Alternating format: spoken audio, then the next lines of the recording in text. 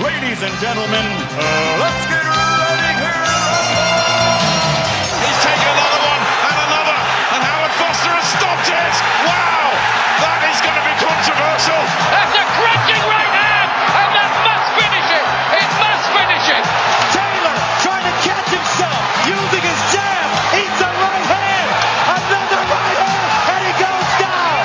Oh my goodness! The dream is made real. Ricky Hatton rocks the world with a truly stunning win over a modern legend. He is the champion of the world. Yes, it's Raps on TV, back in the house, London town, representing.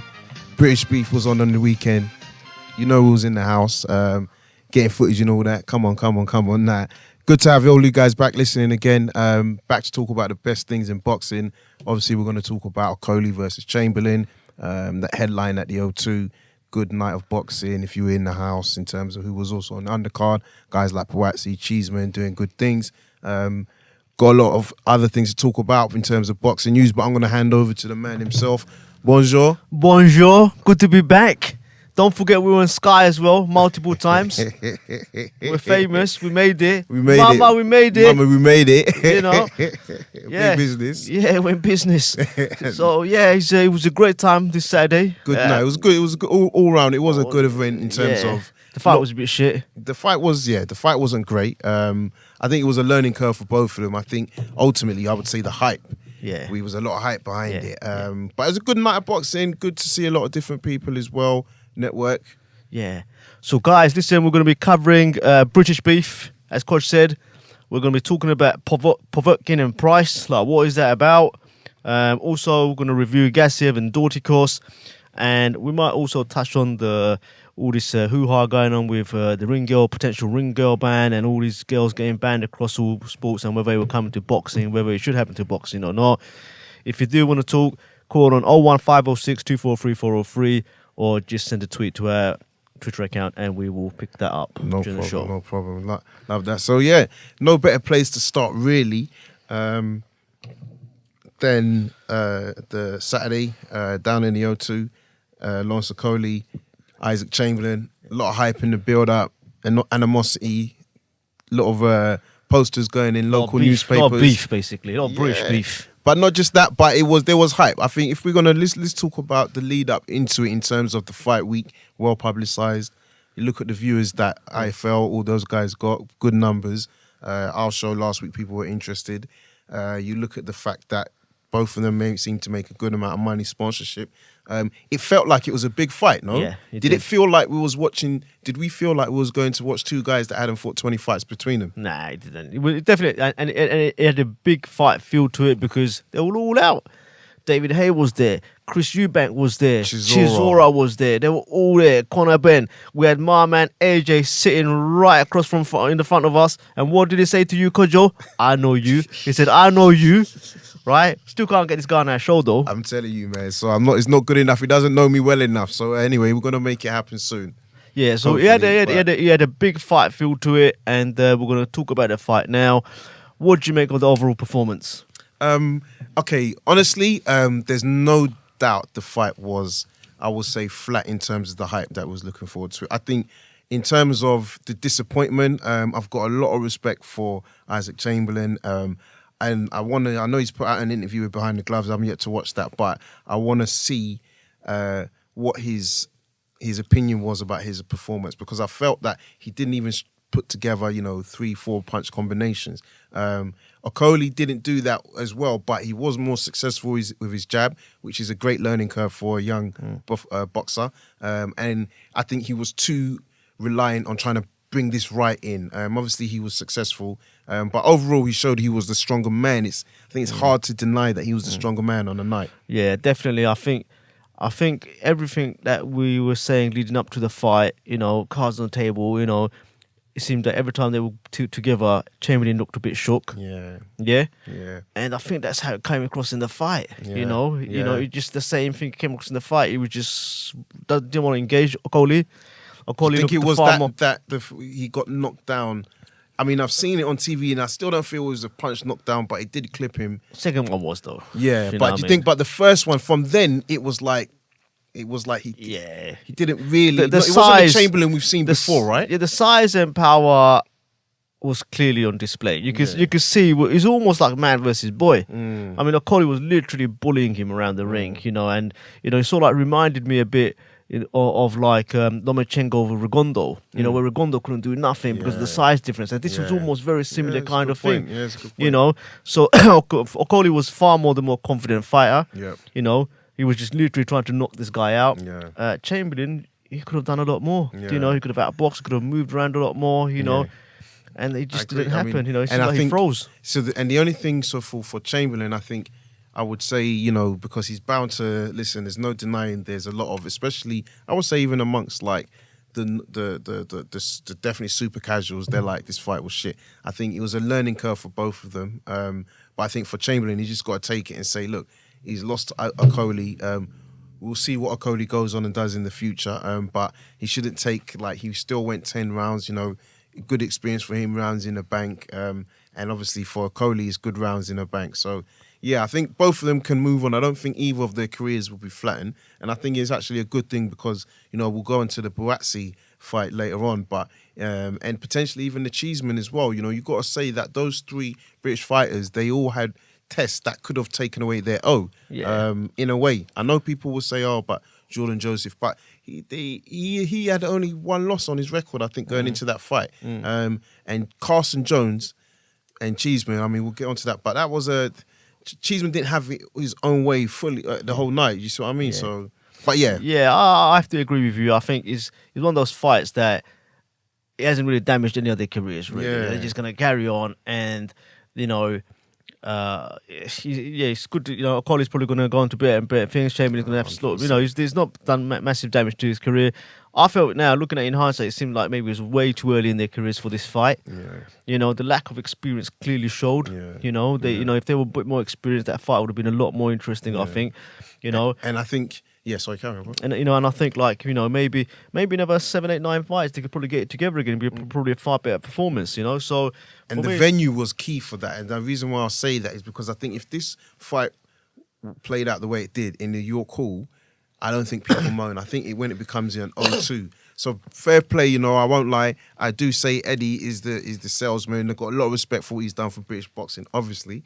But we know he can talk. And fair play, he had said this fight isn't really ready, but I think if it was at York Hall, it would have been a busier fight, man, because it's such a small arena. maybe the atmosphere would have been mad. This is what, and I think, and it would have kicked off. yeah, and you could argue, did that, the lights, I'm not saying Chamberlain froze, but like, because he just didn't get started, and it wasn't the Chamberlain that we've seen, that can push fighters back and kind of get inside their chests and come in with good body shots and use his strength. Yeah, is it the lights? Did the lights play its part? But what do you think of Cheeseman Carson Jones? I mean, like, Cheeseman is supposed to go on to become a top fighter. Like, and what I would think is, if you're going to do that, you would take, you'd beat Carson Jones quite easily. That didn't come across to me.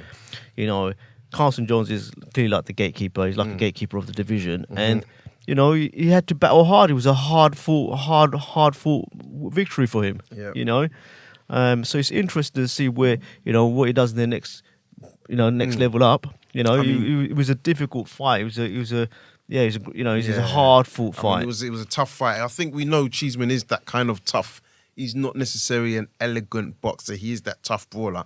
And yeah, I'd agree with you. I think you would have wanted him to probably go in there and with his strength and that, that just straightforward ability, just maybe get Carson Jones out of there. Yeah. And him not doing that, it will say, I don't think it will affect how Matchroom tried to brand him, but I think, as real boxing fans, we'll say, is he really going to be the one pushing that world class? Nah, I don't think so.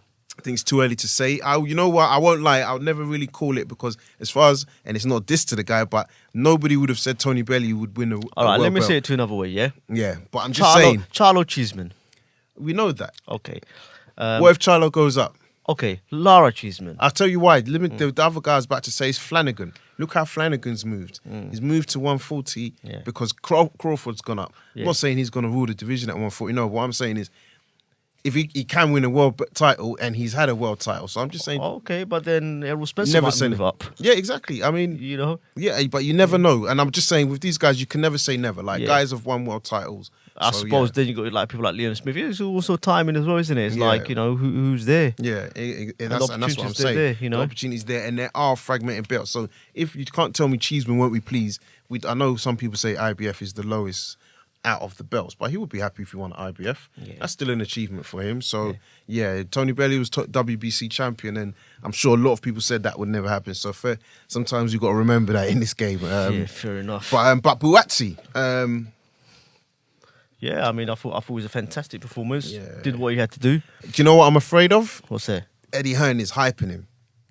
And when I say hyping him, I mean he's building hype around him, saying if we don't make him world class, we failed. What do you think? That, I don't think so. Like, listen, you got to bear in mind this guy's Olympic pedigree, man. Yeah. Like the way he performed at the Olympics, right? Yeah. You know, it was phenomenal. but okay, and I'm not dissing the guy, but I'm just saying, did he win gold? He didn't win gold. No, but no. I'm his just style, the way he fights, you know, I think it's far more suited to the pro game. Yeah, he I was don't doubt knocking that. guys out, And I'm not in even knocking the Olympics, guy. Yeah, But what I'm trying to say is do small. Like in French, they have a saying, do small, like just chill. yeah. Like just let the guy. Oh yeah, listen, I agree with Yeah. that. You know, because he's putting pressure on the guy, but to be honest, right? You think he Boatsy has sort of countered that because he made a comment and say, "Look, right, I gotta be a serious player to be able to do anything in this division because it's full of killers." Yeah. Like the light heavyweight is a serious division. Exactly. You know, so it's got Exactly. a long way to go, man. It's got a long way to go, man. Yeah. Before you go up there with the people like the Kovalevs. I mean, Bivol. okay, you know what's going to be mad, yeah, and you know one's saying it. What about him versus Anthony Yard? Don't you think that's a British beef fight? I think it takes Anthony Yard, man. I'm not saying who wins, but I'm Yeah. just saying, don't you? That is British beef, yeah. That's in terms of imagine that fight popping off. Yeah, In terms they're of very being two made. different characters, man. Like Boatsy is like more reserved, calm. Yard is a bit more, you know, flashy. You know, He's not that flashy. he is, though. man. He is. Yeah, I don't. He is, but compared to Bratsy, obviously, but he's not the flashiest. Nah, he's not. Like Nah, I think fair enough. Ohara Davis is more flashy than this guy personally. Yeah, fair enough. Than Yards. Maybe it's his trainer. Yeah. Trainer. Yeah, I think it's to be fair, Tunde Yeah, does talk yeah, him up, so yeah. fair play. Yeah, I think he gets the promotion going. So for me, I think that would be a cracking fight if they can make that one. I mean, can you see that happening though? Warren Hearn. I mean, that'd be a I great think they've fight. got no choice. Okay, let's quickly talk on that. Don't you think at some point these guys have to do business with each other because Yeah. of the stables they're building? Yeah. They have to. Yeah, especially, I mean, like, it's at light heavyweight as well. You know, you got Bush Leone, Jose Burton, even Callum the Literally One one on each Johnson, side. right? Then I mean, light heavyweight, you only got Anthony Yard really with Warren. Oh, right? sorry. So yeah. I think I keep because of Jose Burton who trains with Sorry. You see what I'm trying to say? Like, you know, it's the onus is really on Frank Warren. Hearn doesn't do nothing, mate, to be honest. Yeah, and he doesn't. You But know? will he give those guys? I can't see it happening. There's way too much, you know. Yeah. There's way too much British beef between those two as well. Yeah. You know, between Hearn and Warren, you got the whole. But I think they're going to have to start doing business because I think you've got to look at it on terms of the fights that can be made. They should and if now, they yeah. want to make the legacy of boxing and really building it, I think you could argue now there's a lot more fights to be made that could be stadium fights. Yeah. Like you could put on a bad boy night Yeah. at the Cardiff with like a couple of their fighters taking out a Joshua. You know, the thing is, right, Warren is catching up now. Yeah. He ain't too far behind now, Yeah, right? of course he's not. Yeah. You know, people like Daniel Dubois, mate, in a few years, he's going to be a serious player, mate.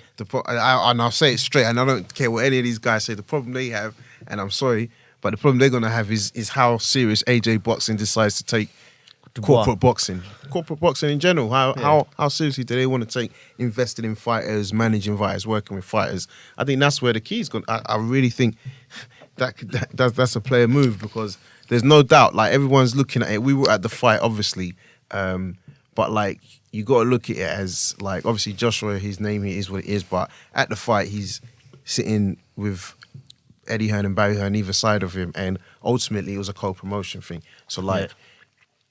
I think he's taking that seat, and yeah, fair enough. He probably won't look at it for now, but yeah, I think with some of these young fighters that are coming over, Joshua's retired. He comes and approaches you to come on his team. They're joining him. Frank Warren, it's done deal, right? Done deal, yeah. Yeah. So So you want to talk about Gassiev? Yeah, so what a fight, man. Yeah. What a fight. I'm not going to lie, I missed that. That was a slugfest, man. Yeah. You know, it was I'm gonna a have to catch that brilliant tonight. fight. You know, very impressed with the way Gassiev took this guy out in the end. Mm-hmm. You know, and I think that final is going to be a phenomenal fight. So with this Dorticos, what did he show? What impressed you about him? Man, Dorticos took power punch after power punch after power punch. Okay. For 11 rounds, man, he took some clean shots practically every other round. That's what everyone kept on talking about. It's like, wow, man, this guy's just taking the punches, right? And eventually they caught up. Right? And then I think it's 11 for 12th round. I think he was in the 12th round, man. He was just combination. Was he able to counter? How was he countering? When he was finished, man, he was finished. He literally fell out the ring. Not in terms of being at the end of the round, but like during the fight. During the fight, he was doing right, man. He was doing right, you know. But you know, he was just taking clean big punches. When he was when he was getting caught with clean big punches. You know, commentary was saying things like, you know, Gassiev must be getting a bit like thinking, what's going on with these punches? I normally put people out. It was, you know, but I suppose it was an accumulation of those punches that got him in the end. You know, and his punch selection, Gassiev's punch selection is brilliant, man. The way the way he could just go from a hook to across to an uppercut. You know, that brilliant, and with power as well. You know. All right, and he showed good movement in terms of like nice. Okay, you know, you got to bear in mind. I mean, he trains with like Triple G, man. I mean, I see elements of Triple G here, the way he sort of can cut off the ring, you know, and move around. Trained by Abel Sanchez as well. I think it's gonna be a very interesting final because you got Usyk is really a boxer, doesn't have power, right? I think he's shown that. But this guy, he's a good boxer as well. But he's got serious power, man. You know what I mean? I can see him taking it. Yeah, I can see him taking the fight in the final. Yeah. You know, it's right on number 1 and 2, but what a tournament, man. They smashed it. Yeah, do you not think between the two guys, and I've only seen bits of Gassiev, so this would just be my only high-level question. Do you not think that Usyk would show his pedigree from amateur to now move into pros and how he boxes and maybe just outbox him the whole night and stay away? Look, man, we fought Bradus, right? That was a close fight until the last 2 rounds, right? You basically got the 2 premier cruiserweights in the world. Yeah, it's number 1 and number 2. Right? They're fighting for every single 4 belts on the line. I can't see him doing that, to be honest, because he's fighting another elite cruiserweight. Yeah, it's not like he's just fighting some, you know, he's got a bit, the brainless brawler. He's not the guy's not a brainless brawler. Okay. You know, he's that's what I'm saying. I haven't seen enough of him. You know, he's trained by elite trainer Abel Sanchez. He's training with the likes of Triple G. You know, this guy knows what he's doing. It's going to be a closely fought fight. You know, and you got to just analyze it. You know, the power is clearly with him. Yeah. You know, the technique is clearly with Usyk. You know, they do say boxer versus puncher brawler, boxer always wins. But this guy, you can't just say he's just a brawler, a strong puncher. He's also a very good boxer. Okay. You know, so it's going to be a close fight. It's no easy feat. Yeah. I mean, for me, I will say this, and I said it, you weren't here at the time, but I did say it for me with the Usyk Breeders. I said that would be a close fight, and I didn't feel that Usyk was going to walk all over him the way people were making out. So it's from that fight. Because of that fight, I'm specifically saying, right, you know, he was very close with the Bradus fight. Yeah. Very close, yeah? But this is, for him, it's going to be a step up, I think. Okay. Yeah, the way I see it, you know, and it is in terms of rankings, number 1 versus number 2, you know, and this guy fought 12 rounds, man. He just didn't even look tired. You know, against another elite fighter. Yeah. You know, so he knocked him out, though, no? He knocked him out in the 12th round. 12th round. Yeah, okay. Yeah, so it's going to be a good fight. Yeah. What do you think about it being in Jeddah? How did that come about, man? Yeah, that's the thing. I'm not even hating. I think that's fucking sick. Sorry, but I think that's dope. But I don't know. I'm like, how did you get that? But I guess the money. Money talks, man. Money talks. That oil money. You know, I mean, it's going to be interesting because I don't know what the temperature is going to be like the time of when they're doing it.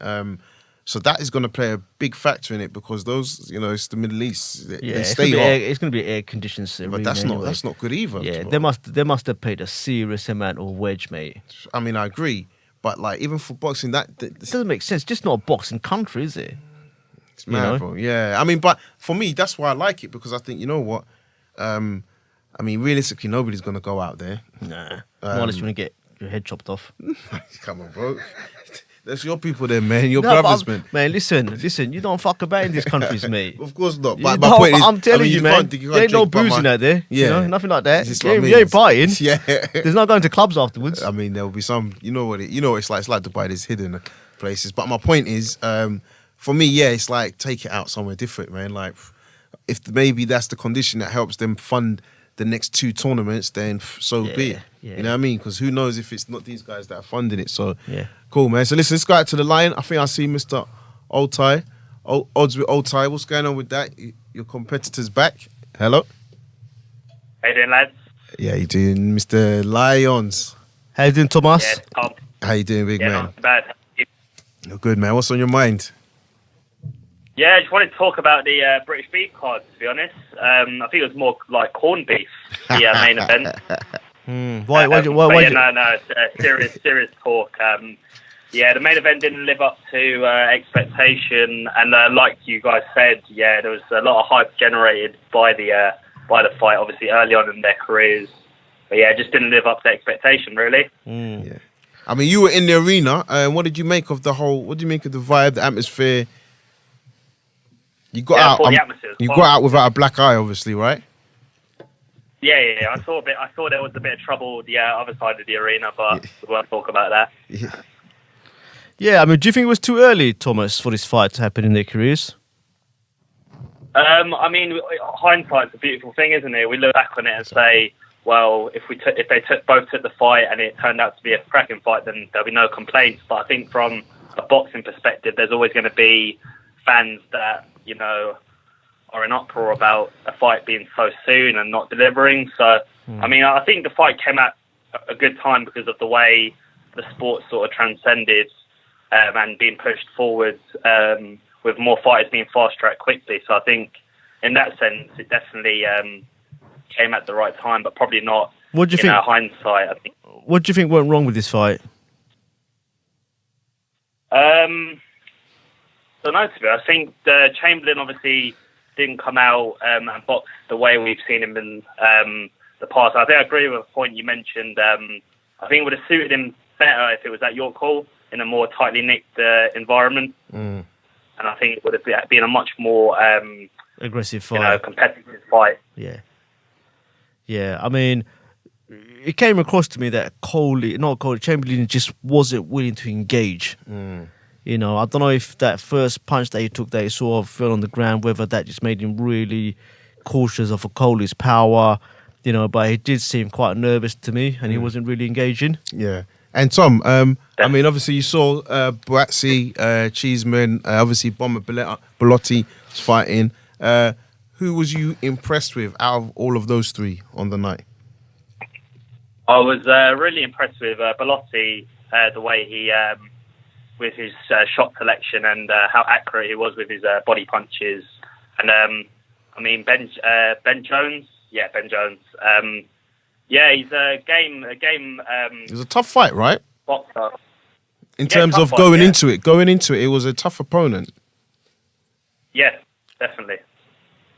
But I think Bellotti, with his shot selection and the way he, he was more composed than we saw him in the Cunningham fight in December.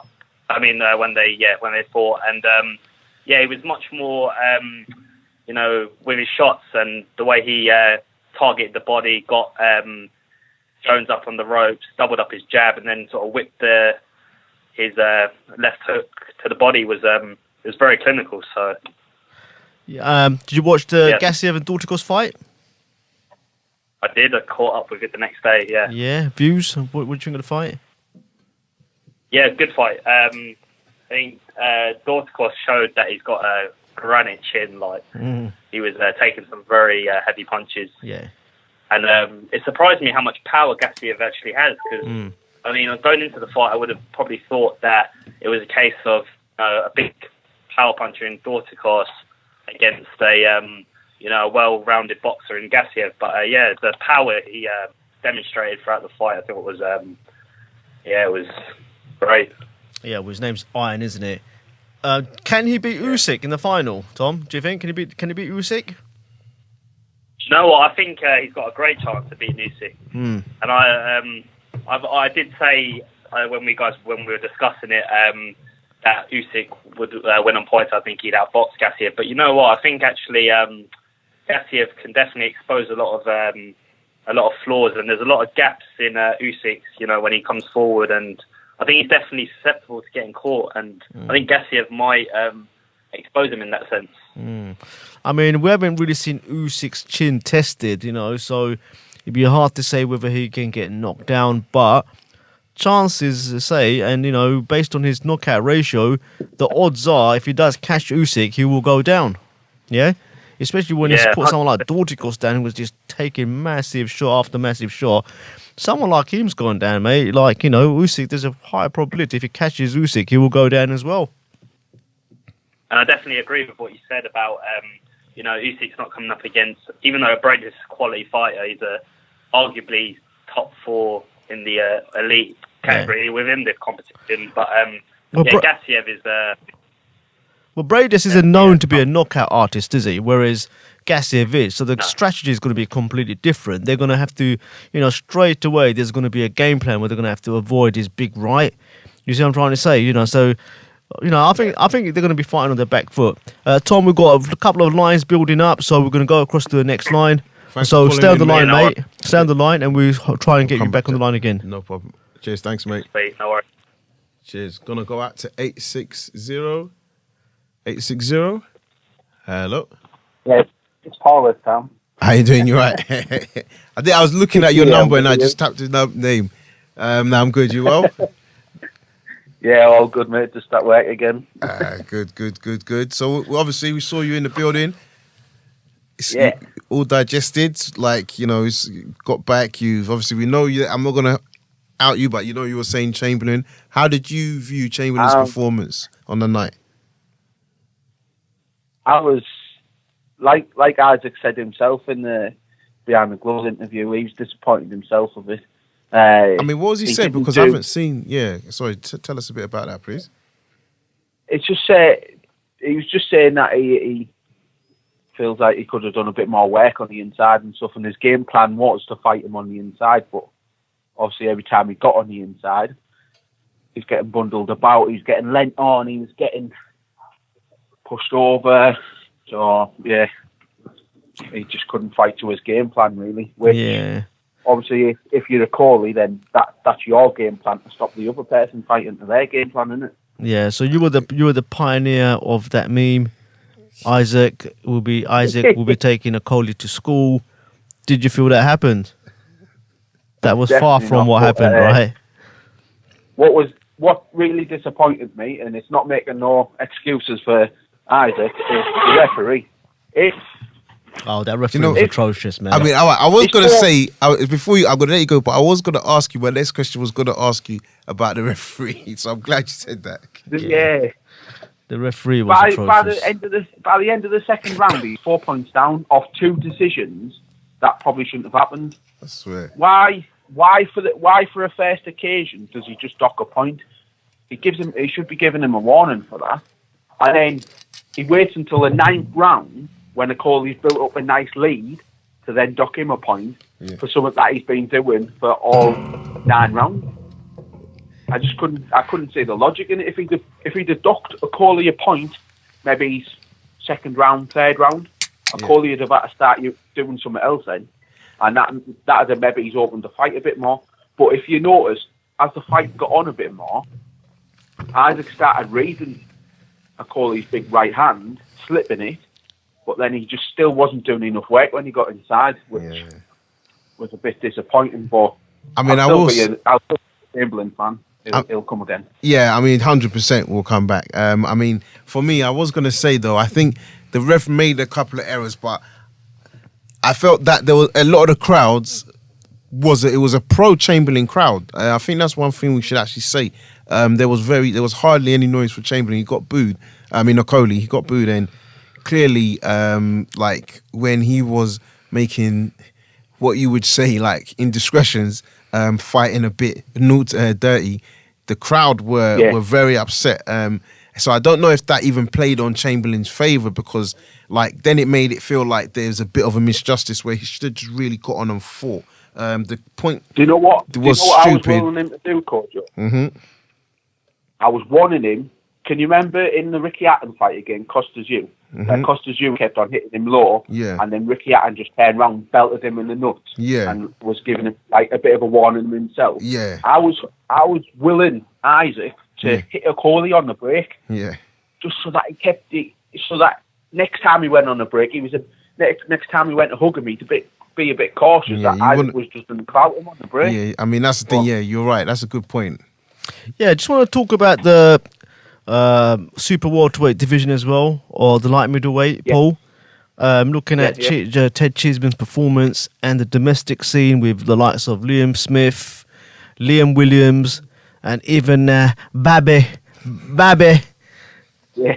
How's he gonna perform at 154 at a more superior domestic level position like the likes of Williams and Liam Smith? I think he's a bit too game for his own liking, if you ask me, because against Carson Jones he could have made that a lot easier. Yeah. And he could have when he was fighting at a distance, he was doing a lot better against Carson Jones. But then he got that bit of a macho streak in him where he started wanting to fight him more. And that's his style, isn't it?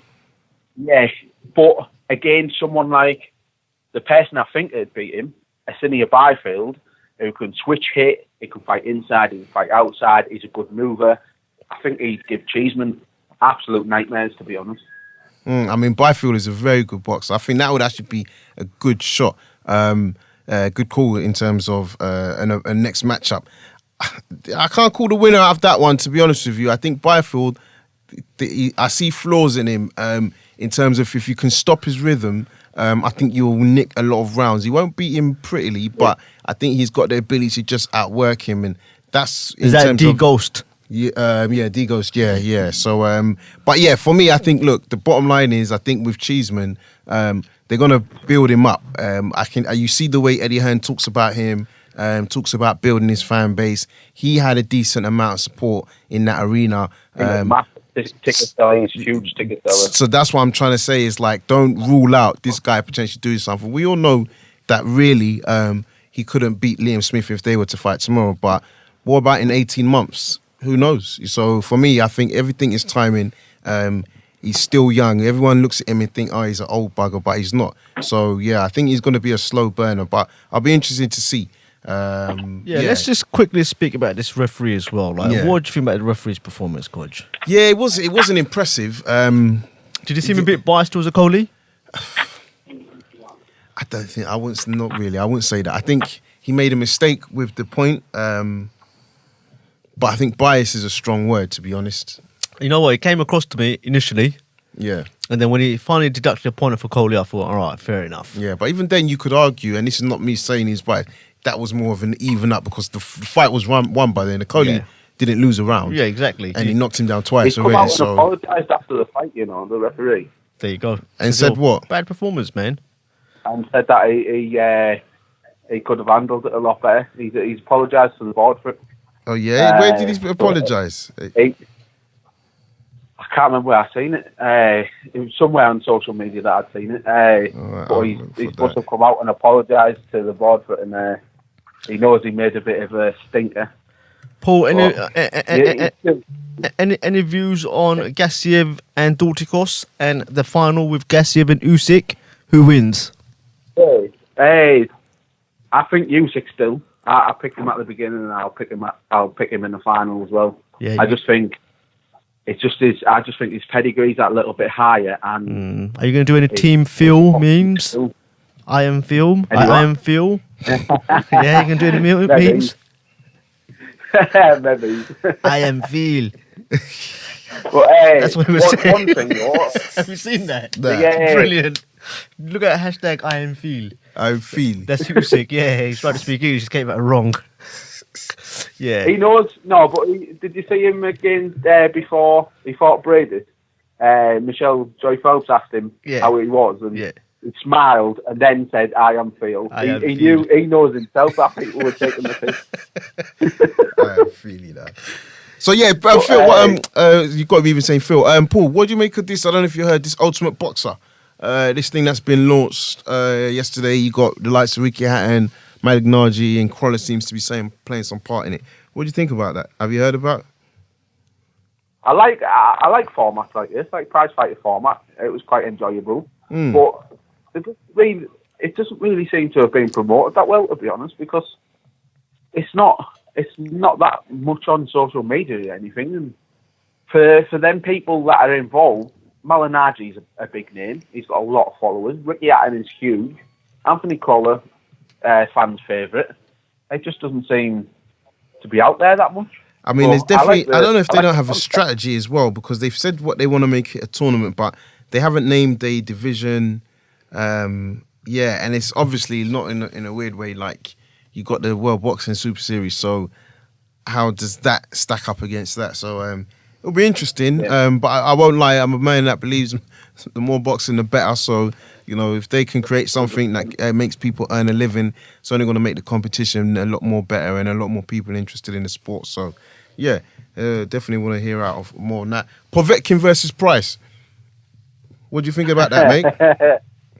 Good. I'd say happy retirement of Price after that one, because I think Povetkin, outside of the champions, is the best heavyweight out there. But you know what?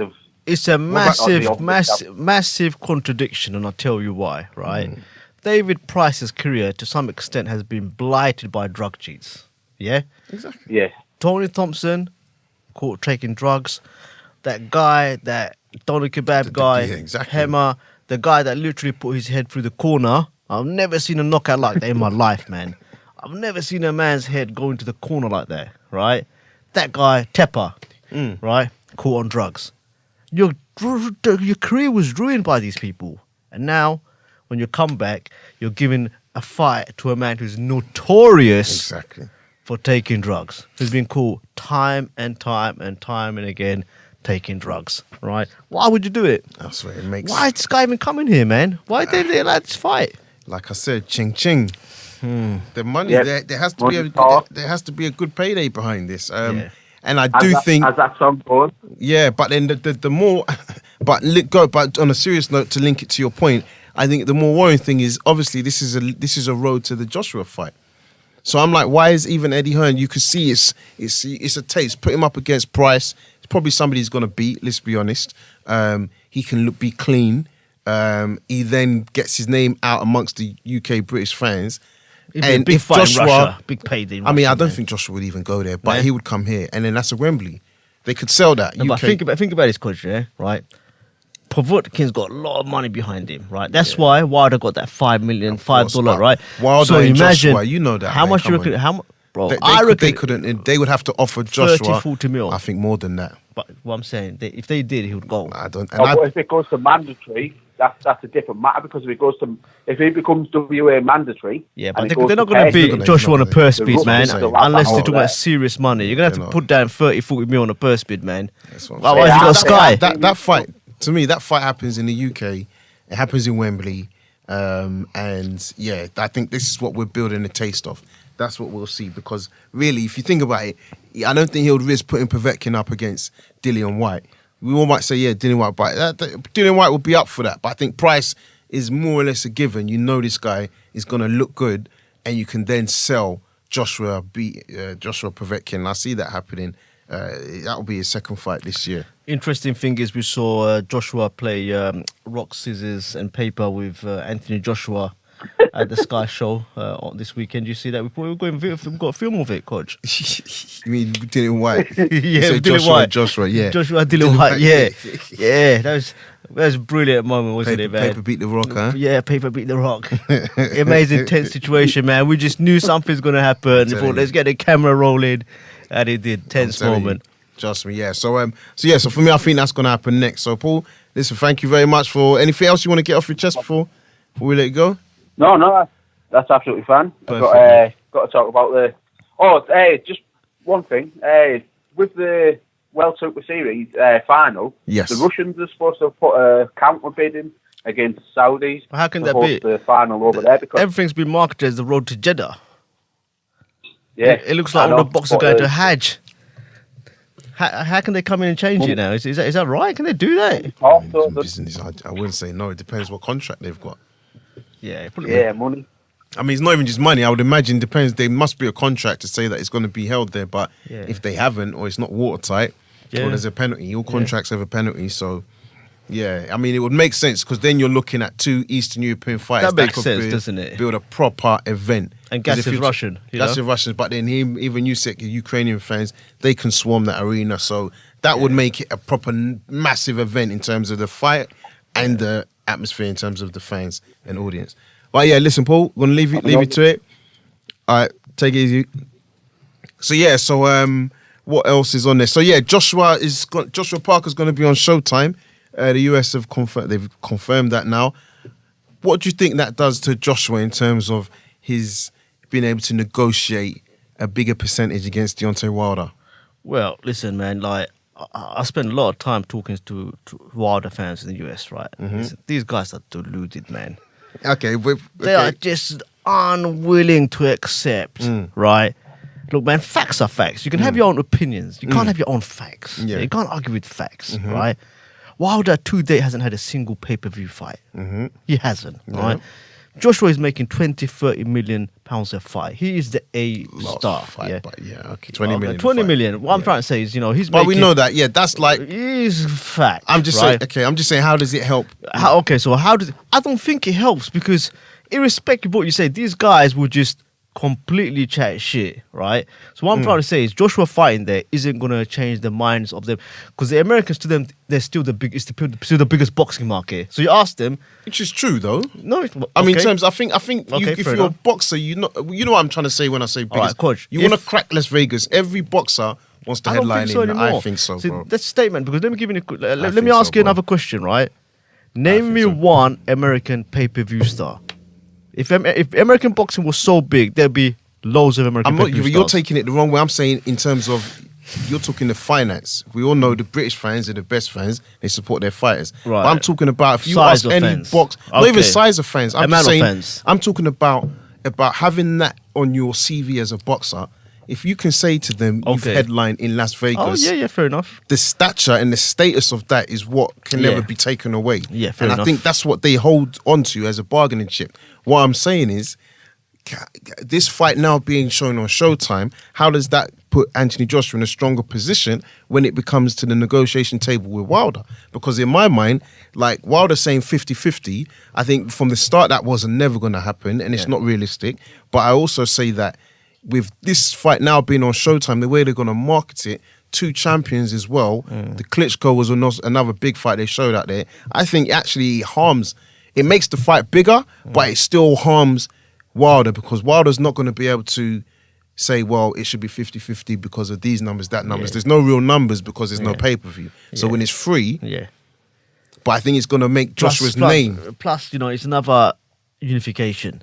That's what I'm saying. He's fighting Ortiz on the night. Exactly. He's fighting Ortiz, but Joshua's fighting another world title.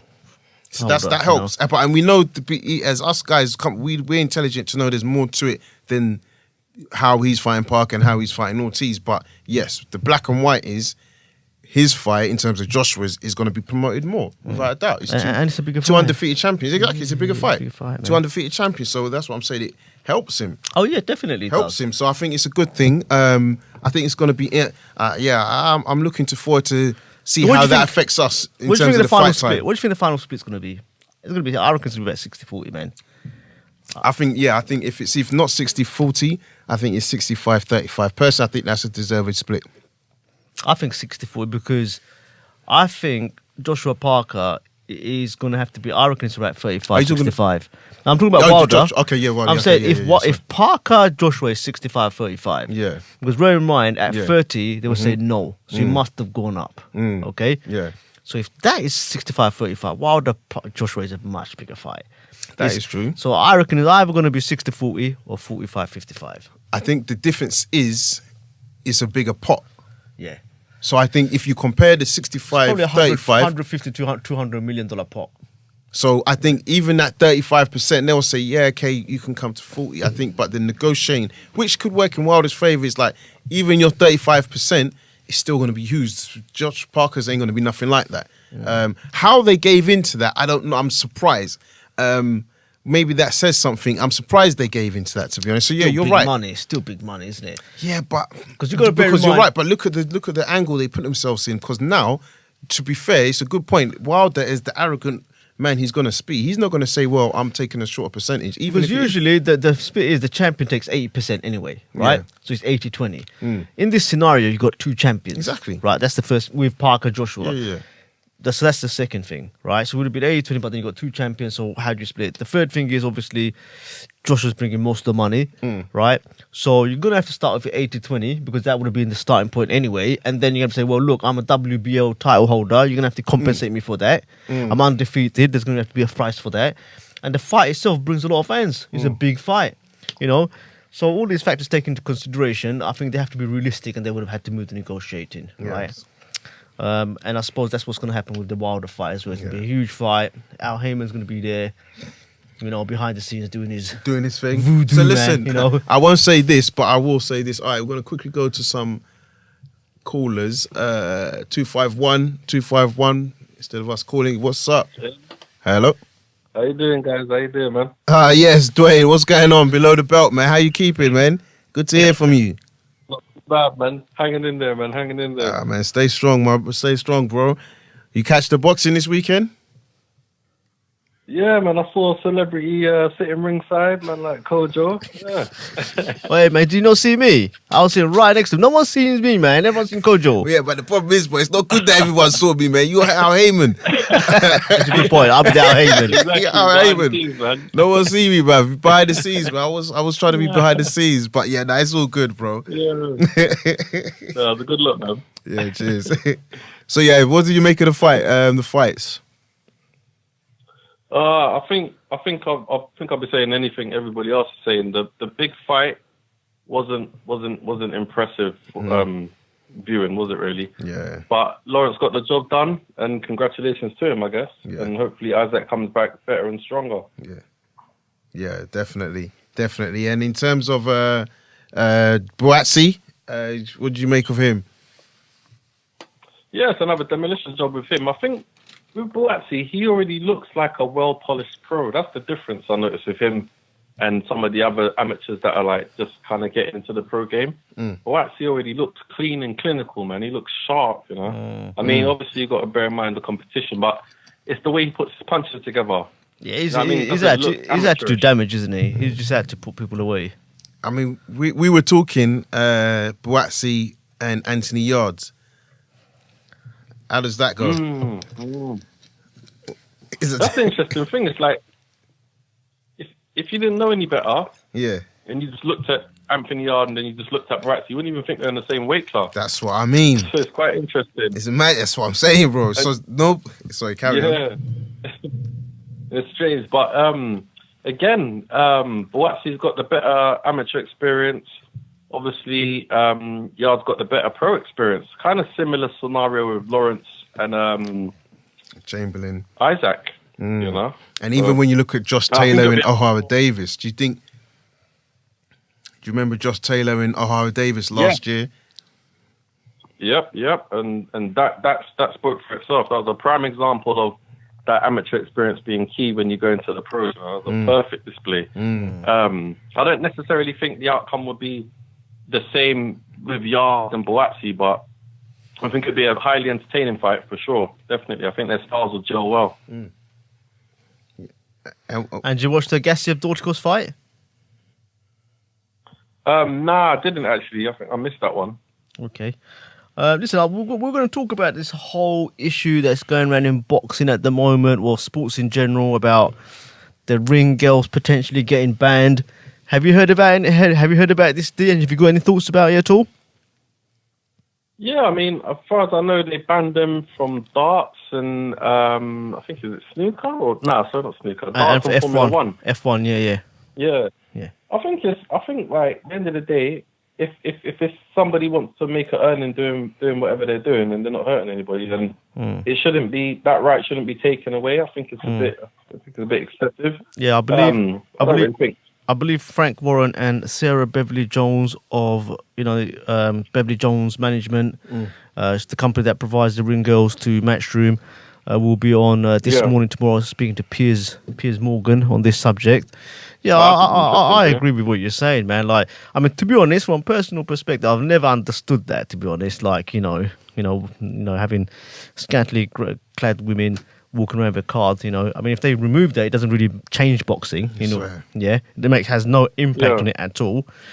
I can see why people are complaining. They're saying, look, it's an outdated concept, But likewise, a lot more likewise, right? These days, the people that have got 2 blocks go right to get married, but yet you're complaining about a girl if she wants to have a job carrying a cup. What's it got to do with you? It's absolutely none of your business. And I mean, and I won't lie, don't forget, they do kind of serve a purpose, because you can ask a lot of times, how many times you're in an arena and you're like, oh, what round it is? And you see the ring girl. So, I mean, what?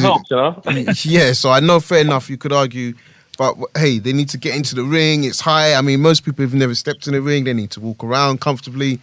So for me, I'm in favour. I think, and I hope they stand firm. I think the problem we're really going to have is that it's only Warren and Hearn that are actually speaking for it. I think if you look at, like you said, F1, other sports, they've stopped it. I would like them to stand firm, but they could stand firm, and it could be to the detriment of boxing, because let's be honest, like, society doesn't see boxing as a lovable sport. They see it as a very, it's been a sport they've tried to ban numerous amount of times. So, I think they have to be careful how they play this one. But I agree with them. I hope, and you both, I hope they stay firm.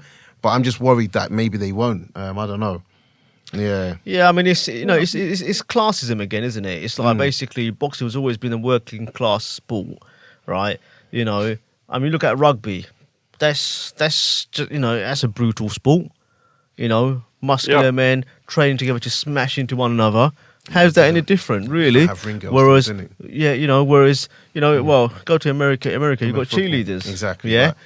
You know what I mean? So no one talks about rugby, right? Whereas boxing, because it's looked at as the working man sport, that's why you get all these pundits, people that are way too clever jumping on the bandwagon, you get the same women that will probably complain about women in burqa now complaining about women, whatever they want. They don't know what they want, man. They can't make their mind up.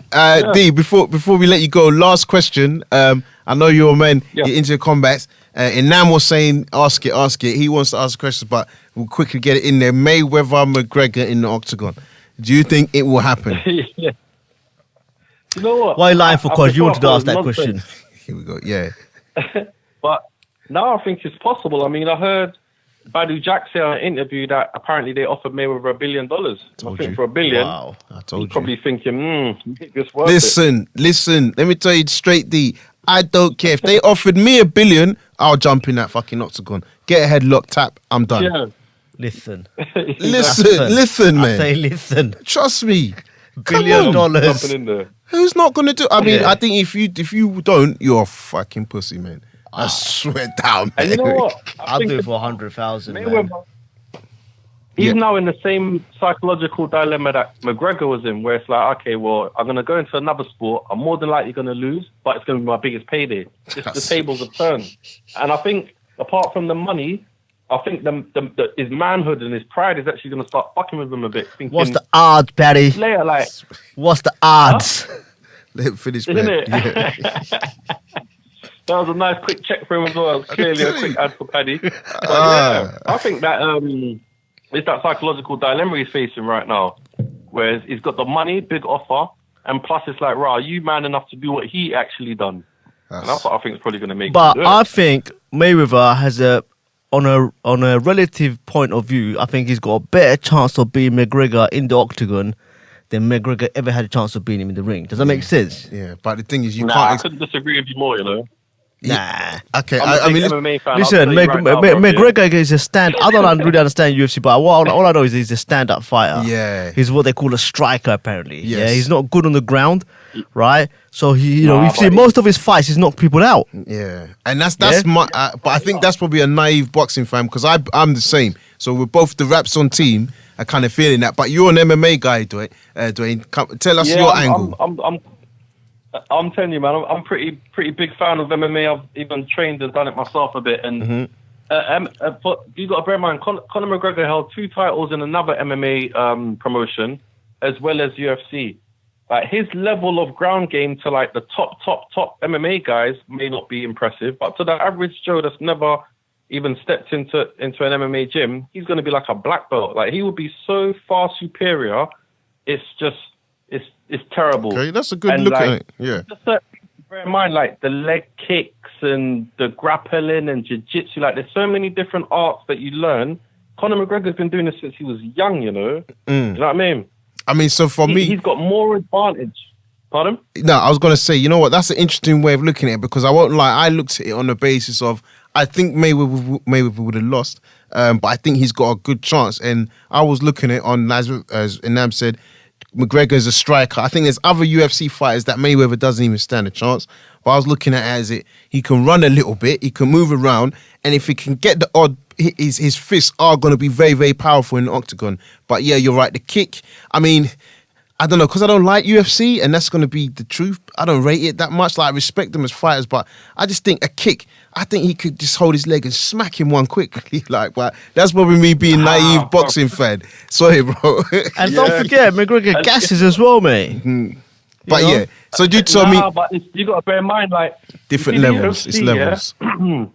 UFC's like, all right. So if you look at it in football terms, the UFC is like the Champions League. So if he's gassing against the top mixed martial artists, that's reasonable. That's fair enough. But against like Mayweather, he'll have a laugh with him. And I'm a big Mayweather fan. But I'm telling you now, if he goes in that, if they slam that octagon door closed and leave Mayweather in there, McGregor, it's gonna be a very rough night for him, man. It's a very rough night indeed. And the difference as well. All right, I'll tell you one more thing. Yeah, Ray Mercer, he went into MMA, and he fought a former UFC heavyweight champion, Tim Sylvia.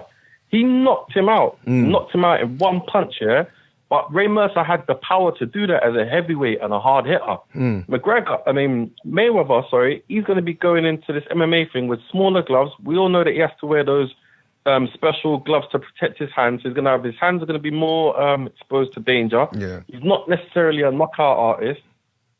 What are the odds, as he said? Like, what are the odds, Paddy? No chance. I mean, that's what we're going to have to see. Is he going to tap out? Yeah, we did. No, and I think that's just the banter. No, I'm asking seriously. You think he's going to tap out? Yeah, I don't. I mean, okay. I think he's going to tap out, isn't he? I think he'll tap out. Yeah, I think he has to tap out because imagine that an arm lock or something like that, or a triangle. He's tapping, bro. Believe me. Imagine Mayweather tapping out. MMA is serious. Yeah, but I don't think it bothers him, bro. And that's the thing I do know about those guys. They don't care what we think. Trust me. If he gets a check for $1 billion, believe me, he's gonna do that. And you got to say to yourself, you would do the same.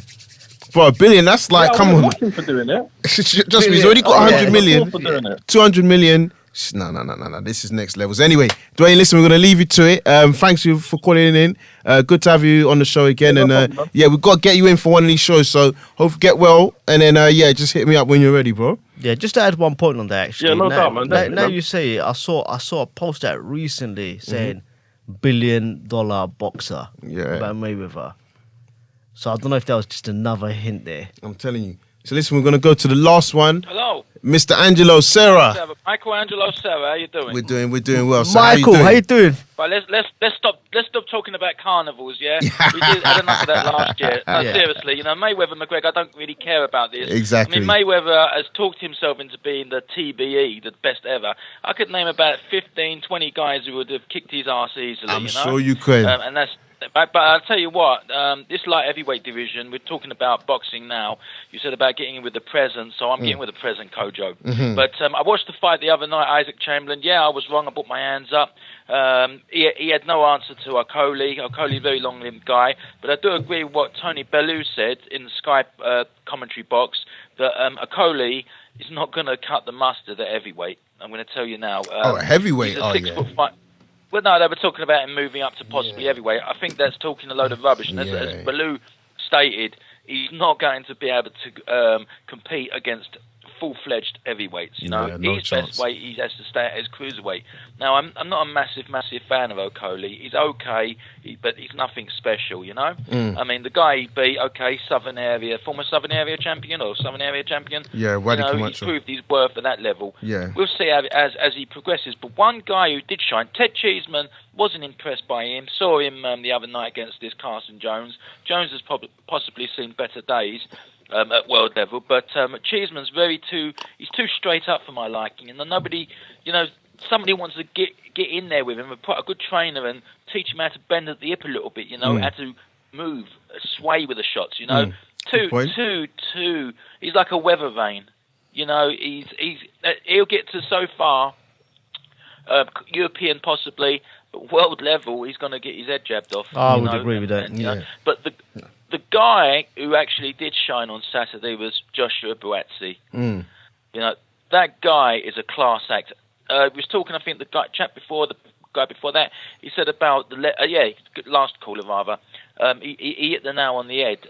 He said about he's moving up the levels. Well, the guy he beat on Saturday was, I believe he fought for the Southern Area title. Yeah, Jordan Joseph. He's a good prospect. Yeah, and he handled him with absolute ease. He's got a nice, tight guy. I'll tell you who he reminds me of, a guy from many, many years ago called Terrible Terry Norris. Okay. He was a WBC junior middleweight champ. Yeah. He's just like tough him. Guy. He's got a lot of good fluidity with his shots, and obviously he ain't been hit one on the whiskers yet. I mean, obviously there's always that question mark, but the division it's livening up nicely at light heavyweight, and trust me, I'm really excited. You've got the other guy, Anthony Yard, Buatsi. Let's not talk about that one just in yet. that level as well, isn't he? He's world class, isn't he? Yeah, that needs to build. That needs to build. And any promoter worth his salt, Eddie Earn, Warren, whoever, they will tell you, and they're great promoters, they will tell you that fight needs to build. Build. That's a big money fight down the line.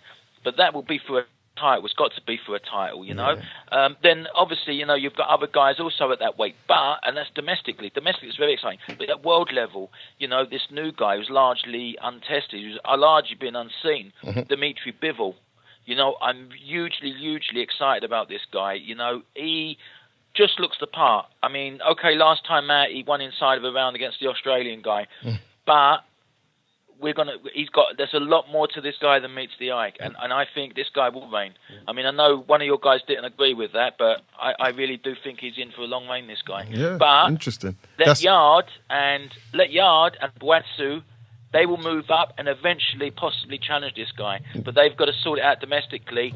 Then we'll see. I think as we said earlier, I think it's about time Warren and Eddie Hearn start doing business. And I think if they really want to give the fans a deserved, I think it's maybe fair to say a deserved O2 Arena, fill it out. I think let it marinate. Maybe next year, Yard versus Buatsi in the O2 Arena. I think that sells out. I think realistically that's about, you might be right, end of next year, 2020 maybe, and what a vision that is, 2020, eh? Yeah, I won't lie, I think it's next year. I think it's next year. I think middle of next year, 2019, put a big card together, I think that happens. But listen, Michael, we're going to run off the show now, but I appreciate you calling in. Thanks for the support as always. Next week, mate. Have a good one. Cheers. Take care.